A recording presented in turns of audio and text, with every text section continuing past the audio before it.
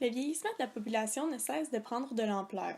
Selon Vézina, Capeliès et Landreville, le pourcentage des personnes âgées de 65 ans et plus est passé de 5% en 1921 à 16% en 2011. L'âge médian, qui divise la population en deux groupes, est présentement de 41,4 ans et atteindra 46 ans d'ici 2051. Ces mêmes auteurs anticipent donc une augmentation du nombre de personnes atteintes de démence. Ainsi, en tant que futur professionnel de la santé, la présente vidéo servira à vous instruire sur une maladie peu connue mais qui, selon nos auteurs, est responsable de 15 à 20% des cas de démence, soit la démence à corps de Lewy. En plus d'acquérir des connaissances sur sa physiopathologie et sa prise en charge médicale, au terme de cette vidéo, vous serez en mesure de répondre à la question suivante. Qu'est-ce que la démence à corps de Lewy et quels sont ses impacts au quotidien? Les nombreux symptômes qui accompagnent la démence à corps de Lewy sont en fait causés par des anomalies du système nerveux. Premièrement, on retrouve des corps de Lewy, soit des amas de protéines spécifiques alpha-synucléine et ubiquitine, dans les neurones du cerveau des sujets atteints. Ces dépôts de protéines entravent le flux des neurotransmetteurs, notamment le système dopaminergique et le système cholinergique entre les neurones, pour finalement amener une dégénérescence de ces neurones. À ce jour, on ne connaît pas les causes ni les facteurs de risque qui amènent le dépôt de ces corps. Aussi, il n'y a pas de technique pour déceler la présence de corps de Lewy chez un sujet en vie. Pour l'instant, l'observation des corps de Lewy se fait à l'autopsie. D'autres anomalies peuvent aussi être à la base de la maladie à corps de Lewy. Les dégénérescences neurofibrillaires, formées à partir de la protéine Tau, peuvent aussi apparaître dans les neurones et causer leur mort. La mutation de l'enzyme glucocérébrosidase GBA est un autre signe de la pathologie. Selon l'article suivant, 80% des personnes atteintes, comparativement au sujet sain, montrent une augmentation d'un dépôt de la protéine bêta-amyloïde dans des régions étendues comprenant les cortex frontal et temporopariétal. Cette augmentation de bêta-amyloïde serait reliée à une atrophie de l'hippocampe et du subiculum. Il y aurait une atrophie généralisée de la matière grise, notamment pour le lobe temporal médial, ce qui pourrait aussi être corrélé avec la protéine bêta-amyloïde selon les auteurs. Cet article scientifique est fort intéressant puisqu'il montre une nouvelle avenue pour le traitement de la démence à corps de Lewy, soit un traitement anti-bêta-amyloïde. Il faudrait par contre démontrer dans quelle mesure la protéine bêta-amyloïde contribue à la démence à corps de Lewy, puisque peu de corrélation a été faite entre la protéine et des symptômes spécifiques, bien qu'on sache que le dépôt de cette protéine cause l'atrophie de plusieurs régions du cerveau. Des investigations neurologiques comme le PET scan et l'IRM permettent d'apprécier le dépôt de bêta-amyloïde et l'atrophie des structures du cerveau, et ce, tôt dans l'évolution de la pathologie. Plusieurs études montrent les ressemblances des atteintes neurologiques entre la démence à corps de Lewy et la maladie d'Alzheimer. Il arrive même que des patients ayant été diagnostiqués avec la maladie d'Alzheimer démontrent des signes de DCL à l'autopsie. La revue scientifique Diagnosis and Management of Dementia with Lewy Bodies montre deux différences entre les atteintes neurologiques de la démence à corps de Lewy et la maladie d'Alzheimer. Premièrement, les personnes atteintes de la maladie d'Alzheimer montrent une diminution beaucoup plus marquée du volume du lobe temporal médial, à l'IRM, bien qu'elle soit aussi présente chez les sujets atteints de la démence à corps de Lewy. Deuxièmement, les auteurs montrent une absorption réduite de DAT par les noyaux gris centraux sur le PET scan qui n'est pas présente chez les sujets atteints de la maladie d'Alzheimer. Cette particularité serait associée aux symptômes de Parkinson dans la démence à corps de Lewy. En bref, on retient que la démence à corps de Lewy est reliée à une augmentation de dépôts de protéines spécifiques telles qu'alpha-synucléine, Tau et bêta-amyloïde, et que ces dépôts causent la dégénérescence des neurones. Aussi, on observe une diminution du volume de plusieurs structures, ce qui serait la cause principale du déclin cognitif chez les sujets atteints de la démence à corps de Lewy. Plus la maladie évolue, plus les anomalies au niveau du système nerveux augmentent et plus les symptômes semblent contraignants pour les personnes atteintes. En ce qui concerne les symptômes de la démence à corps de Lewy, certains troubles moteurs peuvent s'apparenter à la maladie de Parkinson. Par exemple, on peut retrouver des symptômes tels que des troubles de la marche. De plus, en moins d'un an, la personne atteinte de cette démence verra une fluctuation de ses fonctions cognitives, ce qui caractérise la présentation classique de la DCL. Les fonctions principalement touchées seront l'attention, la vigilance ainsi que les fonctions exécutives. La mémoire épisodique sera également touchée par l'évolution de la maladie, ce qui pourrait se manifester sous la forme d'épisodes confusionnels récurrents.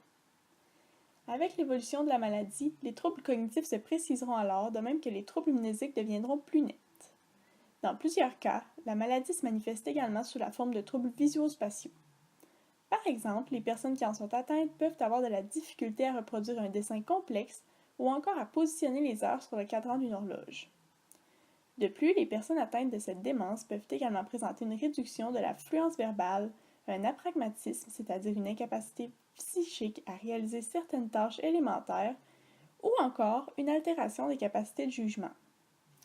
De surcroît, ces personnes peuvent présenter un trouble du sommeil avec des mouvements oculaires rapides ainsi que des symptômes d'anxiété et de dépression.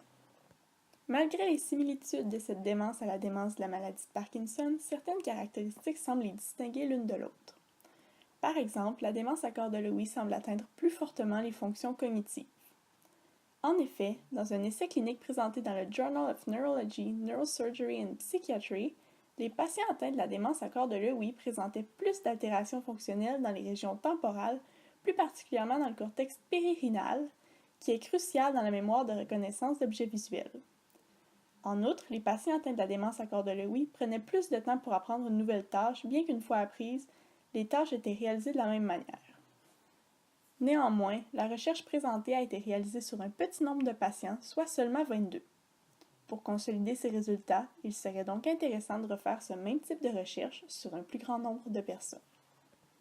Enfin, pour qu'une personne reçoive le diagnostic d'une démence à corps de Lewy, la personne doit présenter le critère central du syndrome démentiel, 3 critères majeurs comprenant le syndrome parkinsonien, les fluctuations cognitives et les hallucinations, des critères mineurs pouvant se substituer aux critères majeurs, soit les troubles du comportement en sommeil paradoxal, une hypersensibilité aux neuroleptiques et une dénervation dopaminergique striatale, ainsi que des critères accessoires.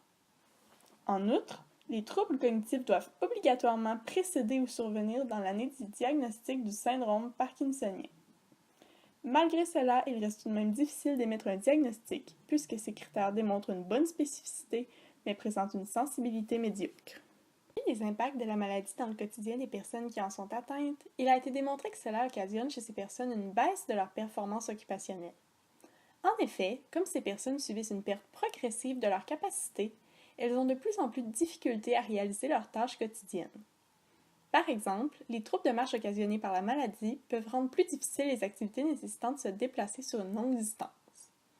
De plus, comme ces personnes expérimentent une perte de leur autonomie, cela implique qu'une aide supplémentaire doit leur être apportée. En effet, les aidants doivent soutenir leurs proches de plusieurs façons, soit par un soutien matériel ou encore en assurant leur sécurité.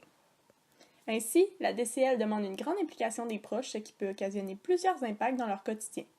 En effet, dans une recherche réalisée sur la vulnérabilité de l'aidant principal des malades d'aimants à domicile, 74% faisaient part d'un déclin de leur propre santé et 86% affirmaient avoir des difficultés dans la pratique de leurs loisirs. Cela peut notamment s'expliquer par certaines difficultés rencontrées chez les aidants, telles que l'impossibilité de laisser le malade à domicile et le temps journalier que ceux-ci doivent consacrer au malade. Toutefois, 74% des aidants interrogés vivaient au domicile du malade, ce qui peut influencer à la hausse les résultats de ces statistiques. Dans cet ordre d'idées, l'ergothérapeute peut contribuer de plusieurs manières auprès du malade et du proche aidant. Par exemple, l'ergothérapeute peut se concentrer sur des activités signifiantes chez la personne malade ainsi que sur ses forces, dans le but d'augmenter son engagement occupationnel et ainsi prolonger son autonomie. De surcroît, il est possible de faire de l'enseignement auprès des proches aidants de manière régulière afin de mieux les outiller dans l'aide qu'ils apportent. Il n'est pas possible de guérir de cette maladie, mais les symptômes peuvent être traités. D'ailleurs, plusieurs traitements pharmacologiques sont utilisés dans le but d'améliorer les symptômes. Selon The American Journal of Psychiatry, il y a les inhibiteurs de la cholinestérase, les médicaments contre le Parkinson dont fait partie le Lovadopa, les antipsychotiques, les antidépresseurs, les sédatifs et les anticonvulsants. Les guides cliniques proposent des inhibiteurs de la cholinestérase pour la gestion des symptômes cognitifs et psychiatriques, mais il y a peu de preuves actuellement sur la gestion des symptômes de la démence à corps de Lewy. Les inhibiteurs de la cholinestérase dépendent de 2 variables dans le traitement des troubles cognitifs, la présence d'hallucinations visuelles et le faible déclin cognitif. Malgré les différences de symptômes entre la démence à corps de Lewy et le Parkinson qu'il y a, entre autres au niveau cognitif, la médication contre le Parkinson peut être efficace avec la démence à corps de Lewy. La L-Dopa est le traitement de référence pour les symptômes d'hypertonie, de troubles de la marche et de rétropulsion. Par contre, la L-Dopa doit être utilisée à petite dose afin d'éviter les effets indésirables psychiques. Les antidépresseurs sont souvent utilisés pour contrôler les troubles cognitivo-comportementaux. Leur pertinence doit être évaluée pour chaque individu car les personnes atteintes de démence à corps de Lewy sont très sensibles aux médicaments. Une combinaison des traitements pharmacologiques et des interventions psychosociales et éducationnelles est recommandée.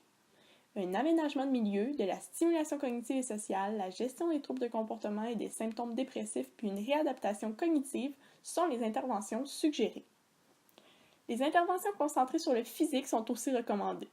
Une prise en charge kinésithérapique est utile pour l'entretien musculaire, pour prévenir la rétropulsion, pour maintenir la souplesse des articulations, la ventilation pulmonaire, la vitesse et l'amplitude des mouvements. Aussi, les efforts physiques, tout comme les efforts cognitifs, peuvent contribuer au maintien des fonctions cognitives. Pour de futurs ergothérapeutes, il est pertinent de savoir que l'entraînement orienté sur la tâche améliore le rendement occupationnel des personnes atteintes de la démence à corps de Lewy. En conclusion, nous avons vu que la démence à corps de Lewy est une maladie progressive due à une anomalie du système nerveux central. Elle cause des symptômes moteurs et cognitifs qui ont des impacts autant sur les personnes atteintes que sur les proches aidants. Au niveau des traitements, on ne peut pas guérir de la maladie, mais bien contrôler les symptômes grâce à une prise en charge biopsychosociale. Par manque de temps, nous avons peu abordé les impacts de la maladie sur la personne atteinte et nous nous sommes concentrés sur la réalité des proches aidants, car selon Vecina, Capeliès et Landreville, avec le nombre croissant de personnes âgées atteintes de déficit cognitif, les aidants auront besoin de plus de soutien. Il faudra donc développer de nouvelles stratégies pour répondre à ce besoin. Ces mêmes auteurs mentionnent que les nouvelles technologies permettent de développer des pistes d'intervention prometteuses auprès des aidants.